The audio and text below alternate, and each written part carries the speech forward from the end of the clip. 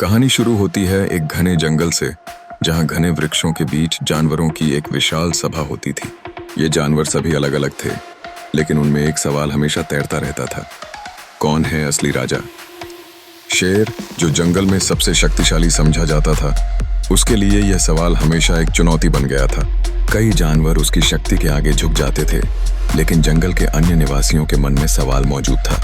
एक दिन जंगल में अचानक एक नया शिकारी आया, जिसका विश्वास था कि वह जंगल पर खुद का अधिकार कर सकता है।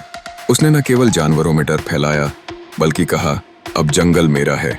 वह यह सुनकर शेर का गुस्सा भड़क गया, लेकिन उन्होंने यह भी समझा कि केवल शक्ति से लड़ाई जीतना काफी नहीं है।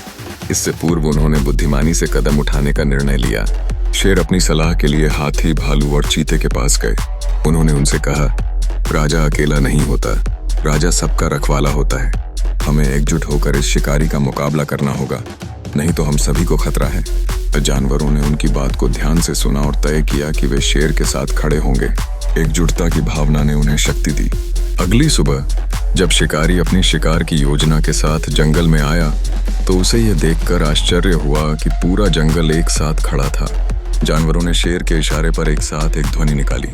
शेर ने गर्जना की और उनकी दहाड़ सुनकर शिकारी को डर लगने लगा। जानवरों ने मिलकर शिकारी को जंगल से भगा दिया। उस दिन से जंगल में एक नया नियम बना, राजा वो नहीं जो ताकत से जीते, राजा वो है जो सबके साथ खड़ा रहे। तब से जानवरों ने यह सीखा कि असली ताकत कभी भी अकेले में नहीं, बल्कि एकता में होती है। इस घटना ने उन्हें यह समझाया कि जब भी वे एकजुट होते हैं, तब वे किसी भी चुनौती का सामना कर सकते हैं। इस प्रकार जानवरों ने अपने जंगल की रक्षा की और यह साबित किया कि वास्तविक राजशाही केवल शारीरिक शक्ति नहीं, बल्कि वास्तविकता में सहानुभूति, एकता और सहयोग की ताकत भी होती है।